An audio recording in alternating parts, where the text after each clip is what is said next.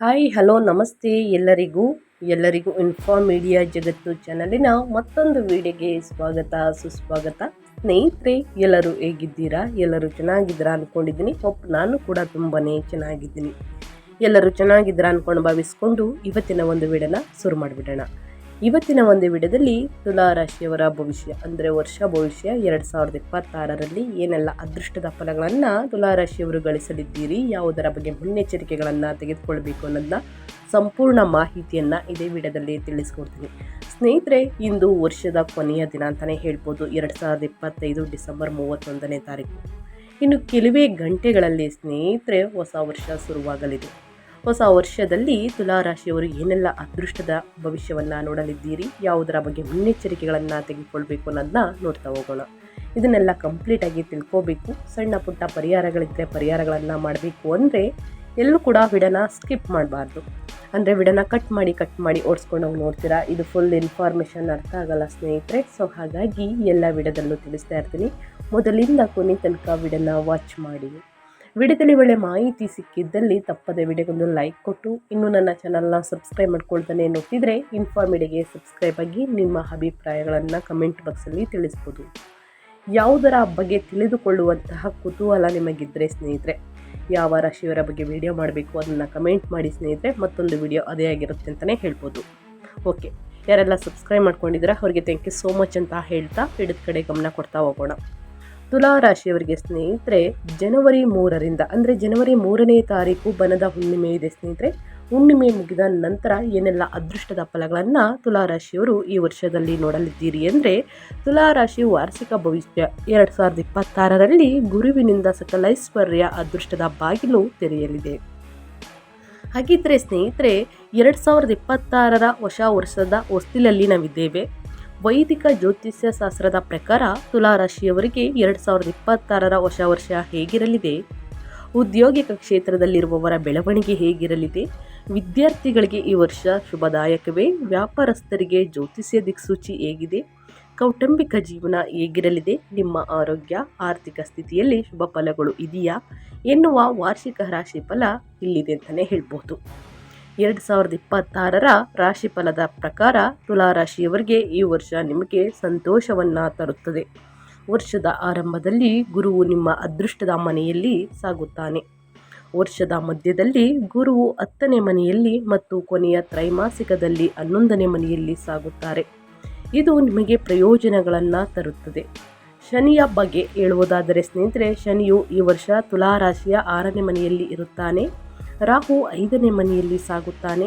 ಇದು ಮಕ್ಕಳಿಗೆ ಕೆಲವು ಆರೋಗ್ಯ ಸಮಸ್ಯೆಗಳನ್ನು ಉಂಟು ಮಾಡಬಹುದು. ಈ ವರ್ಷ ನಿಮ್ಮ ಬಹುಕಾಲದಿಂದ ಕಾಯುತ್ತಿದ್ದಂಥ ಅವಕಾಶಗಳಿಗಾಗಿ ಬಾಗಿಲು ತೆರೆಯುತ್ತದೆ. ವಿಶೇಷವಾಗಿ ಜೂನ್ 2026ರ ನಂತರ ಕರ್ಕ ರಾಶಿಯಲ್ಲಿ ಗುರುವಿನ ಪ್ರಭಾವದಿಂದ ನಿಮ್ಮ ಅದೃಷ್ಟವು ಒಳೆಯುತ್ತದೆ. ನಿಮ್ಮ ಕೆಲಸ, ವ್ಯಾಪಾರ, ವ್ಯವಹಾರ, ಪ್ರೇಮ ಜೀವನ, ಆರೋಗ್ಯ ಅಥವಾ ಶಿಕ್ಷಣ ಯಾವುದೇ ಇರಲಿ, ಪ್ರತಿಯೊಂದು ಕ್ಷೇತ್ರದಲ್ಲೂ ಕೂಡ ಹೊಸ ಬದಲಾವಣೆಗಳು ಹೊರಹೊಮ್ಮುತ್ತವೆ. ವರ್ಷವಿಡೀ ಮೀನರಾಶಿಯಲ್ಲಿ ಶನಿಯ ಸ್ಥಾನವು ನಿರ್ಧಾರಗಳಲ್ಲಿ ಗಂಭೀರತೆ ಮತ್ತು ಜವಾಬ್ದಾರಿಯನ್ನು ಖಚಿತಪಡಿಸುತ್ತದೆ. ಈ ವರ್ಷವು ನಿಮ್ಮನ್ನು ನಿಮ್ಮ ನಿರ್ಧಾರಗಳಲ್ಲಿ ಹೆಚ್ಚು ಪ್ರಬುದ್ಧರನ್ನಾಗಿ ಮಾಡುತ್ತದೆ ಅಂತಲೇ ಹೇಳಬಹುದು ಮತ್ತು ಜೀವನದ ಸವಾಲುಗಳನ್ನು ಚೆನ್ನಾಗಿ ಅರ್ಥ ಮಾಡಿಕೊಳ್ಳಲು ಸ್ನೇಹಿತರೆ ನಿಮಗೆ ಸಹಾಯವನ್ನು ಮಾಡುತ್ತದೆ. ಈ ವರ್ಷ ಆತ್ಮವಿಶ್ವಾಸ ಹೆಚ್ಚಿಸುವ, ಸಂಬಂಧಗಳನ್ನು ಸಮನ್ವಯಗೊಳಿಸುವಂತಹ, ನಿಮ್ಮ ಆರ್ಥಿಕ ಪರಿಸ್ಥಿತಿಯನ್ನು ಬಲಪಡಿಸುವ ಮತ್ತು ನಿಮ್ಮ ಸಾಮರ್ಥ್ಯಗಳಿಗೆ ಹೊಸ ಉಪಯೋಗಗಳನ್ನು ಕಂಡುಕೊಳ್ಳುವ ವರ್ಷವಾಗಿರುತ್ತದೆ. ಅಕ್ಟೋಬರ್ ನಂತರ ಗುರುವಿನ ಸಿಂಹರಾಶಿ ಪ್ರವೇಶವು ನಿಮ್ಮ ಗುರುತಿಸುವಿಕೆ ಮತ್ತು ಆತ್ಮವಿಶ್ವಾಸವನ್ನು ಹೆಚ್ಚಿಸುತ್ತದೆ.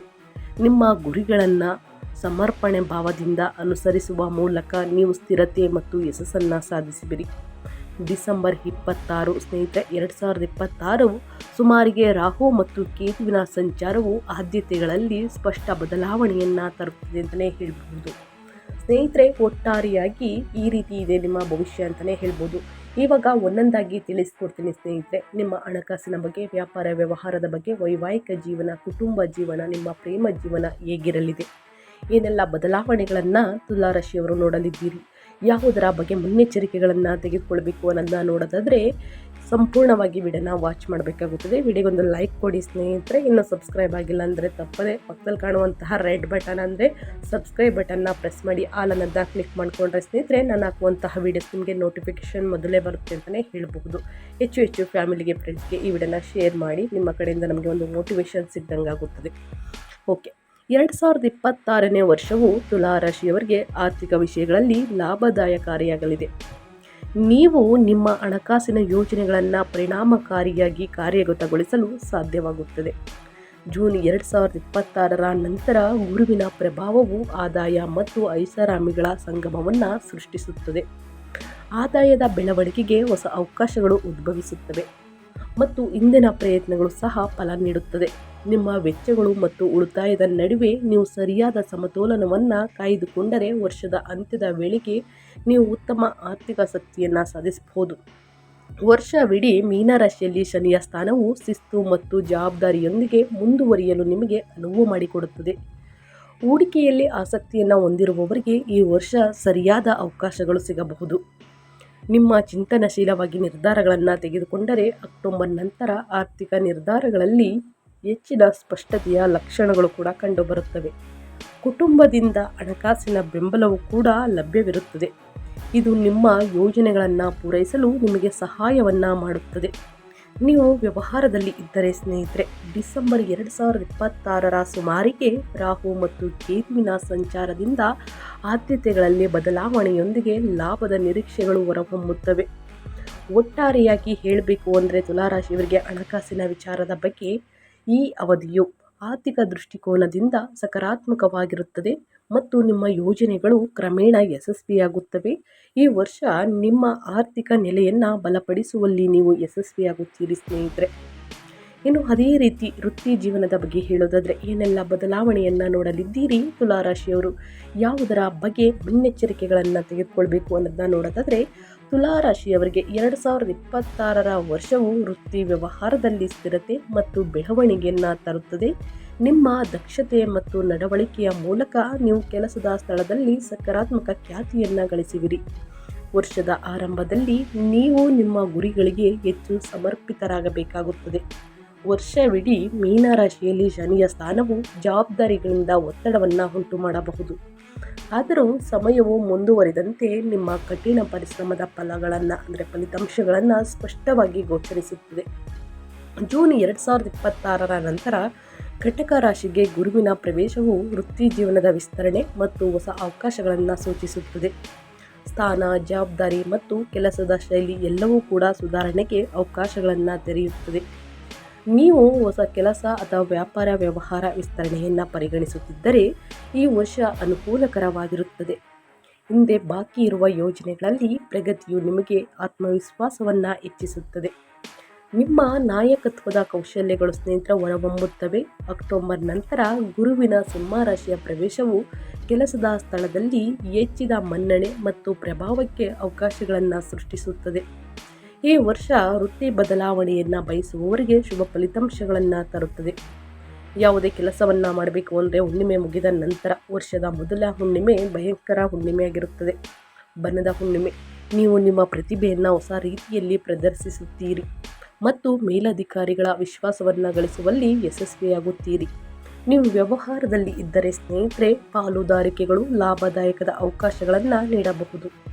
ಸವಾಲುಗಳು ಎದುರಾಗುತ್ತವೆ, ಆದರೆ ನಿಮ್ಮ ತಿಳುವಳಿಕೆ ಮತ್ತು ತಾಳ್ಮೆ ಅವುಗಳನ್ನು ನಿಭಾಯಿಸಲು ನಿಮಗೆ ಸಹಾಯವನ್ನು ಮಾಡುತ್ತದೆ.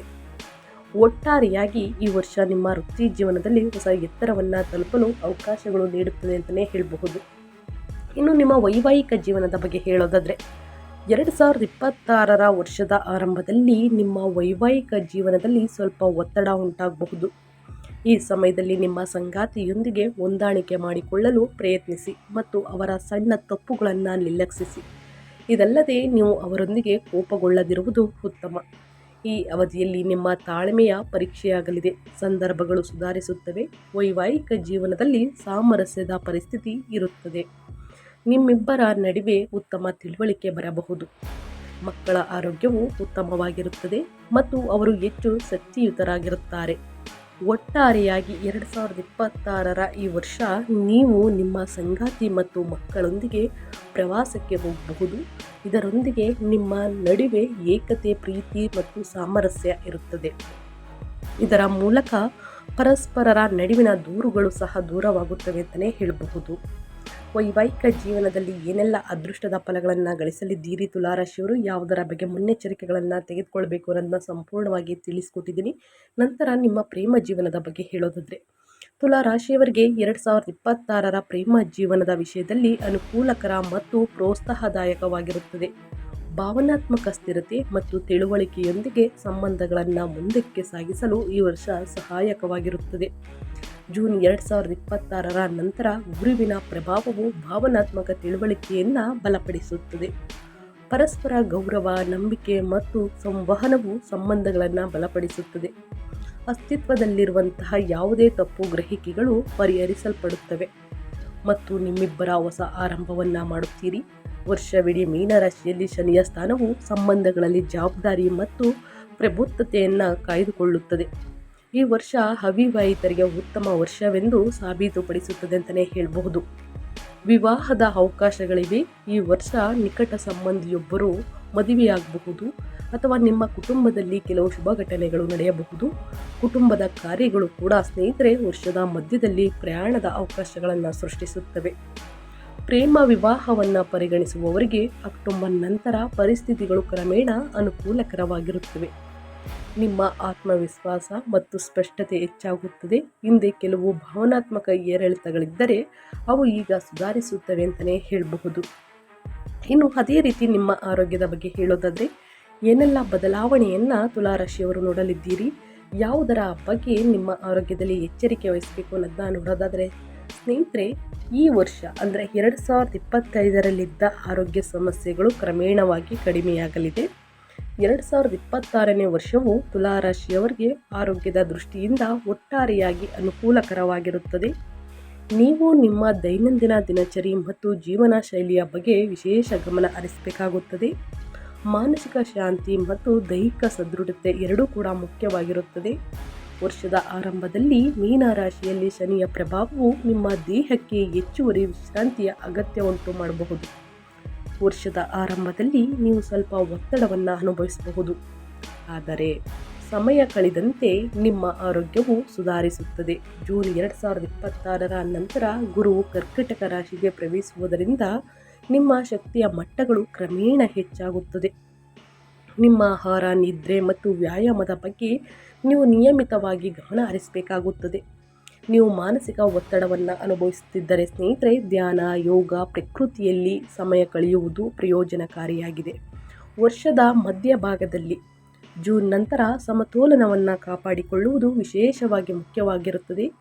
ದೀರ್ಘಕಾಲದ ಆರೋಗ್ಯ ಸಮಸ್ಯೆಗಳು ಸಹ ಸುಧಾರಿಸುವ ಸಾಧ್ಯತೆ ಇದೆ ಅಂತಲೇ ಹೇಳಬಹುದು. ವರ್ಷದ ಕೊನೆಯಲ್ಲಿ ಸ್ನೇಹಿತರೆ, ನಿಮ್ಮ ಆರೋಗ್ಯದ ಬಗ್ಗೆ ಹೇಳೋದಾದರೆ, ನೀವು ಹೆಚ್ಚು ಶಕ್ತಿಯುತ ಮತ್ತು ಸಮತೋಲನವನ್ನು ಅನುಭವಿಸುವಿರಿ. ಒಟ್ಟಾರೆಯಾಗಿ ಈ ವರ್ಷವು ಆರೋಗ್ಯದಲ್ಲಿ ಸ್ಥಿರತೆ ಮತ್ತು ಸುಧಾರಣೆಯನ್ನು ಸೂಚಿಸುತ್ತದೆ. ಪ್ರತಿದಿನ ಸ್ನೇಹಿತರೆ ಲಘು ವ್ಯಾಯಾಮವನ್ನು ಮಾಡಿ, ಮೆಡಿಟೇಷನನ್ನು ಮಾಡಿ, ಪ್ರಾಣಾಯಾಮವನ್ನು ಮಾಡಿ, ಹಸಿರು ತರಕಾರಿ, ಹಣ್ಣು ಹಂಪಲುಗಳನ್ನು ಚೆನ್ನಾಗಿ ಸೇವಿಸಿ, ನೀರನ್ನು ಚೆನ್ನಾಗಿ ಕುಡಿಯಿರಿ. ಹಾಗಾಗಿ ಸ್ನೇಹಿತರೆ, ಈ ರೀತಿ ಮಾಡುವುದರಿಂದ ನಿಮ್ಮ ಆರೋಗ್ಯದಲ್ಲಿ ಮುಂದಿನ ದಿನಗಳಲ್ಲಿ ಉತ್ತಮ ಆರೋಗ್ಯವನ್ನು ಪ್ರತಿಯೊಬ್ಬರೂ ಪಡೆದುಕೊಳ್ಳಲಿದ್ದೀರಿ ಅಂತಲೇ ಹೇಳಬಹುದು. ಇನ್ನು ಶಿಕ್ಷಣದ ಬಗ್ಗೆ, ವಿದ್ಯಾರ್ಥಿಗಳ ಬಗ್ಗೆ ಹೇಳೋದಾದರೆ, ತುಲಾರಾಶಿಯ ವಿದ್ಯಾರ್ಥಿಗಳಿಗೆ 2026 ಶೈಕ್ಷಣಿಕ ಕ್ಷೇತ್ರದಲ್ಲಿ ಪ್ರಗತಿ ಮತ್ತು ಸ್ಫೂರ್ತಿಯ ವರ್ಷವನ್ನು ಸೂಚಿಸುತ್ತಿದೆ. ವಿದ್ಯಾರ್ಥಿಗಳು ತಮ್ಮ ಗುರಿಗಳನ್ನು ಸಮರ್ಪಣಾ ಭಾವದಿಂದ ಅನುಭವಿಸುತ್ತಾರೆ ಮತ್ತು ತಮ್ಮ ಅಧ್ಯಯನದಲ್ಲಿ ಯಶಸ್ಸನ್ನು ಸಾಧಿಸುತ್ತಾರೆ. ಜೂನ್ 2026ರ ನಂತರ ಕಟಕ ರಾಶಿಯಲ್ಲಿ ಗುರುವಿನ ಪ್ರಭಾವವು ನಿಮ್ಮ ಕಲಿಕೆ ಮತ್ತು ಅವಕಾಶಗಳನ್ನು ಹೆಚ್ಚಿಸುತ್ತದೆ. ನೀವು ಸ್ಪರ್ಧಾತ್ಮಕ ಪರೀಕ್ಷೆಗೆ ತಯಾರಿಯನ್ನು ನಡೆಸುತ್ತಿದ್ದರೆ ಈ ವರ್ಷ ನಿಮಗೆ ನಿರ್ಣಾಯಕವೆಂದು ಸಾಬೀತುಪಡಿಸುತ್ತದೆ.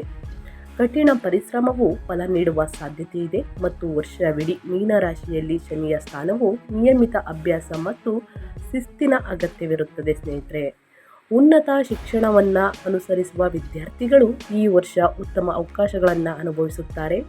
ಅಧ್ಯಯನದಲ್ಲಿ ಏಕಾಗ್ರತೆ ಹೆಚ್ಚಾಗುತ್ತದೆ ಮತ್ತು ಕಷ್ಟಕರವಾದ ವಿಷಯಗಳು ಅರ್ಥ ಮಾಡಿಕೊಳ್ಳುವ ಸಾಮರ್ಥ್ಯ ಬೆಳೆಯುತ್ತದೆ. ಅಕ್ಟೋಬರ್ ನಂತರ ಸಿಂಹ ರಾಶಿಗೆ ಗುರುವಿನ ಪ್ರವೇಶವು ಆತ್ಮವಿಶ್ವಾಸದಲ್ಲಿ ಸ್ಪಷ್ಟತೆ, ಉತ್ತೇಜನವನ್ನು ತರುತ್ತದೆ. ವೃತ್ತಿ ಆಧಾರಿತ ಶಿಕ್ಷಣವನ್ನು ಮುಂದುವರಿಸಲು ಬಯಸುವಂತಹ ವಿದ್ಯಾರ್ಥಿಗಳಿಗೆ ಹೊಸ ಆಯ್ಕೆಗಳು ತೆರೆದುಕೊಳ್ಳುತ್ತವೆ. ಈ ವರ್ಷ ನಿಮ್ಮ ಅಧ್ಯಯನದಲ್ಲಿ ನೀವು ಸಮತೋಲಿತ ದಿನಚರಿಯನ್ನು ಕಾಯ್ದುಕೊಳ್ಳಬೇಕಾಗುತ್ತದೆ. ಡಿಸೆಂಬರ್ 2026 ಆಸುಪಾಸಿನಲ್ಲಿರುವ ರಾಹು-ಕೇತು ಸಂಚಾರವು ನಿಮ್ಮ ಗುರಿಗಳು ಮತ್ತು ನಿರ್ದೇಶನಕ್ಕೆ ಸ್ಪಷ್ಟತೆಯನ್ನು ತರುತ್ತದೆ. ಕ್ರಮೇಣ ನಿಮ್ಮ ಆತ್ಮವಿಶ್ವಾಸ ಬೆಳೆಯುತ್ತದೆ ಮತ್ತು ನೀವು ಸುಧಾರಿತ ಫಲಿತಾಂಶಗಳನ್ನು ನೋಡ್ತೀರಾ ಸ್ನೇಹಿತರೆ. ಕಲೆ ಮತ್ತು ಸಂಗೀತದಲ್ಲಿ ನಿಮ್ಮ ಆಸಕ್ತಿ ಈ ವರ್ಷ ಹೆಚ್ಚಾಗುತ್ತದೆ ಅಂತಲೇ ಹೇಳಬಹುದು. ನೀವು ಫ್ಯಾಷನ್, ವಿನ್ಯಾಸ ಮತ್ತು ನಿರ್ವಹಣಾ ಕ್ಷೇತ್ರದಲ್ಲಿ ಉತ್ತಮವಾಗಿ ಕಾರ್ಯನಿರ್ವಹಿಸಲು ಸಾಧ್ಯವಾಗುತ್ತದೆ. ಸ್ನೇಹಿತರೆ, ವಿದ್ಯಾರ್ಥಿಗಳು ಸರಿಯಾದ ಸಮಯಕ್ಕೆ ವೇಳಾಪಟ್ಟಿಯೊಂದಿಗೆ ಸರಿಯಾದ ಸಮಯಕ್ಕೆ ಕೂತು ಅಧ್ಯಯನವನ್ನು ಮಾಡಿದ್ದಲ್ಲಿ ಉನ್ನತ ಫಲಿತಾಂಶವನ್ನು ಗಳಿಸುವುದಕ್ಕೆ ಅಷ್ಟೇನು ಕಷ್ಟಪಡುವಂತಹ ಅವಶ್ಯಕತೆ ಇಲ್ಲ. ಈ ವರ್ಷ ಉತ್ತಮ ಫಲಿತಾಂಶವನ್ನು ನೋಡಲಿದ್ದೀರಿ ತುಲಾರಾಶಿಯ ವಿದ್ಯಾರ್ಥಿಗಳು ಅಂತ ಹೇಳ್ತಾ ನಾನು ವಿಡಿಯೋನ ಎಂಡ್ ಮಾಡ್ತಾ ಇದ್ದೀನಿ. ಸಣ್ಣ ಪುಟ್ಟ ಪರಿಹಾರಗಳನ್ನು ಮಾಡಿ ಸ್ನೇಹಿತರೆ. ಅಂದರೆ ಬಡವರಿಗೆ, ನಿರ್ಗತಿಕರಿಗೆ ಅನ್ನದಾನ ಮಾಡುವುದು, ವಸ್ತ್ರದಾನ ಮಾಡುವುದು, ಇನ್ನು ಶನಿ ದೇವರನ್ನು ಪ್ರಾರ್ಥನೆ ಮಾಡುವುದು ಸ್ನೇಹಿತರೆ. ಶನಿವಾರದಂದು ಕಪ್ಪು ವಸ್ತುಗಳನ್ನು ದಾನ ಮಾಡಿ ಒಳಿತಾಗಲಿದೆ ಅಂತ ಹೇಳ್ತಾ ನಾನು ವಿಡಿಯೋನ ಎಂಡ್ ಮಾಡ್ತಾ ಇದ್ದೀನಿ. ಇವತ್ತಿನ ಒಂದು ವಿಡಿಯೋದಲ್ಲಿ ತುಲಾರಾಶಿಯವರಿಗೆ ಸಂಪೂರ್ಣ ಮಾಹಿತಿ ಸಿಕ್ಕಿದ್ದಲ್ಲಿ, ಈ ವಿಡಿಯೋ ಯೂಸ್ಫುಲ್ ಅನಿಸಿದ್ದಲ್ಲಿ ವಿಡಿಯೋಗೆ ಲೈಕ್ ಮಾಡಿ, ಸಬ್ಸ್ಕ್ರೈಬ್ ಮಾಡ್ಕೊಳ್ಳಿ. ನಿಮ್ಮ ಅಭಿಪ್ರಾಯವನ್ನು ಕಮೆಂಟ್ ಬಾಕ್ಸಲ್ಲಿ ತಿಳಿಸಿ ಅಂತ ಹೇಳ್ತಾ ನಿಮಗೂ ಮತ್ತು ನಿಮ್ಮ ಕುಟುಂಬಕ್ಕೆ ತುಂಬಾ ಒಳ್ಳೆಯದಾಗಲಿ. ಮತ್ತೊಂದು ವಿಡಿಯೋ ಜೊತೆ ಮತ್ತೊಂದು ಹೊಸ ಅಪ್ಡೇಟಲ್ಲಿ ಸಿಗ್ತೀನಿ. ಎಲ್ಲರಿಗೂ ಹ್ಯಾಪಿ ನ್ಯೂ ಇಯರ್ ಅಂತ ಹೇಳ್ತಾ ಥ್ಯಾಂಕ್ ಯು ಫಾರ್ ವಾಚಿಂಗ್.